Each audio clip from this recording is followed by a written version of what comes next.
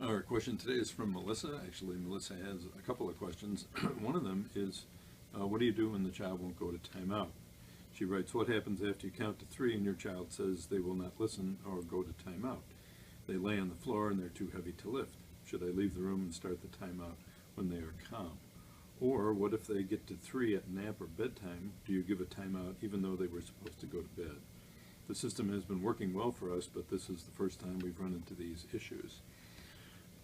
So Melissa, the first question is 3-year-old won't go to timeout, lays down on the floor. What can you do? One of the things you can do is you can time yourself out. Say mommy's going to take a rest period for 2 minutes and you can go in the other room. If the child follows you, you can go into the bathroom and lock yourself in the bathroom. Some parents worry about this, but usually the child will be right on the other side. You know where they are. Make sure you don't do any extra talking during that time. And keep in mind, the usual strategy if a 3-year-old won't go to timeout is you can escort them. You can also carry them if you're capable of doing that. The other questions have to do with misbehavior at nap or bedtime. Now, counting at nap time or counting at bedtime is something you want to be careful with because bedtime and nap time are start behaviors. Those are positive behaviors, and you want to have your routines down for both nap and bed.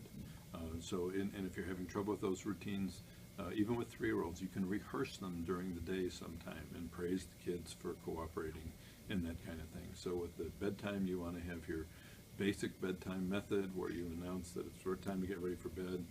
With a 3-year-old, you're going to have to help her, brush teeth and stuff like that. Then you do your story, and the faster they get ready for bed, the more time they have for story.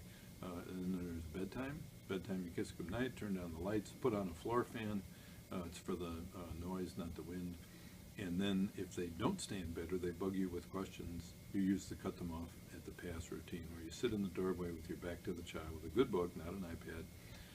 And if they get up, you put them back, get up, you put them back. After 4 times of that, you just let them go and they can fall asleep on the floor if they want.